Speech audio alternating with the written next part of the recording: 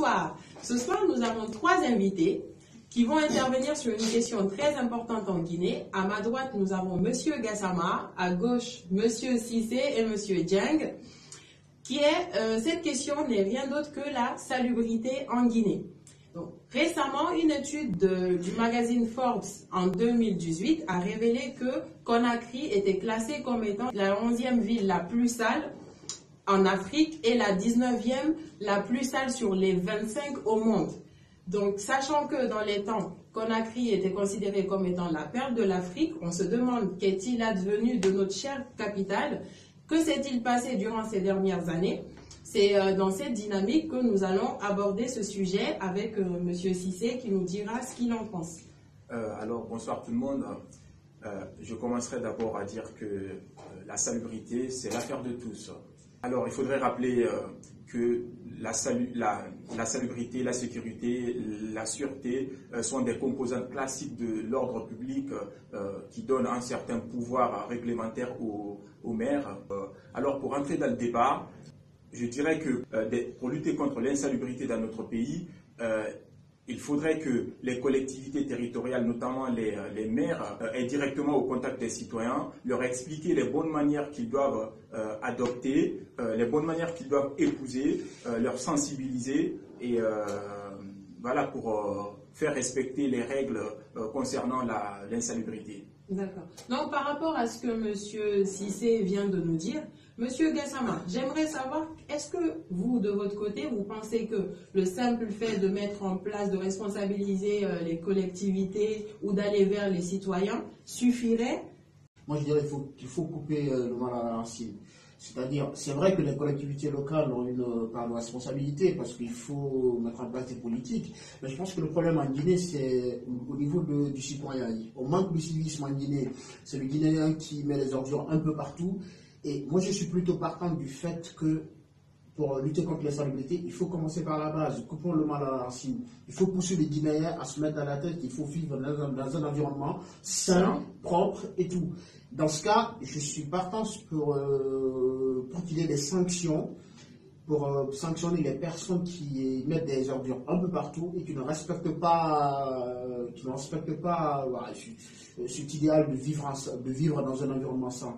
Donc moi, je suis plutôt partant pour une sanction pour ces Guinéens-là qui mettent des ordures un peu partout. Donc en parlant de ce côté sanction, monsieur, vous, avec un regard un peu plus juridique et tout, qu'est-ce que vous pensez de ça, d'aller directement à la sanction? Est-ce que c'est ce qui serait nécessaire dans cette situation? Alors, la sanction, c'est important. Ça va obliger les populations à respecter... ça va contraindre les populations à respecter ce que l'État ou les collectivités vont mettre en place en matière de salubrité.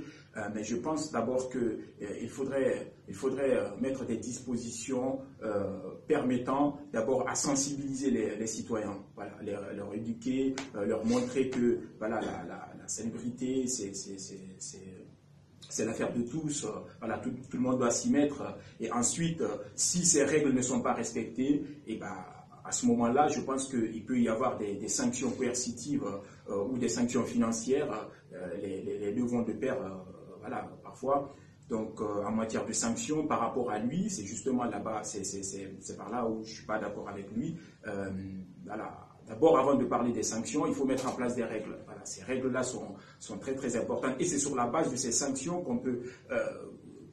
c'est sur la base de ces règles qu'on peut sanctionner ensuite les citoyens qui ne respectent pas les règles. Donc, en parlant de règles, je vais venir vers M. Dieng.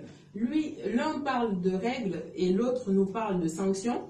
Donc, vous, à votre niveau, qu'est-ce que vous pensez que l'État doit mettre en place par rapport à ça? Alors, moi, je vais vous dire tout de suite, c'est qu'en Guinée, il faut qu'on arrête à tout moment d'accabler les citoyens.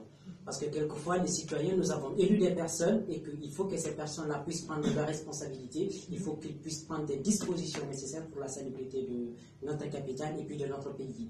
Donc, du coup, on est d'accord que les citoyens ont leur part de responsabilité. Il faut qu'il y ait en fait des assainissements au sein des maisons et puis dans la rue. Mais ce qu'il faut savoir, que l'État doit avoir une politique en fait d'assainissement et puis mettre en place cette politique pour que les populations puissent adhérer et créer en fait des liens de confiance entre l'État et puis les populations. Et je parle de la confiance où franchement les personnes vont adhérer à ce que l'État a dit. Parce que vous pouvez parler de sanctions, les gens ils vont être sanctionnés une fois, 2 fois, après ça va passer comme ça. Donc il faut créer un lien de confiance pour que la population puisse adhérer en fait à la politique mise en place par l'État pour la collecte et puis la collecte, le décharge et puis tout. Oui, excusez monsieur Cissé, pour rebondir sur ça, nous avons des exemples en Afrique. Quand on parle par exemple de sanctions, nous avons Kigali qui nous a donné un exemple. Est-ce que M. Gassama et M. Nou, après, vous pourrez revenir un peu sur ça pour nous montrer des modèles d'exemples à appliquer?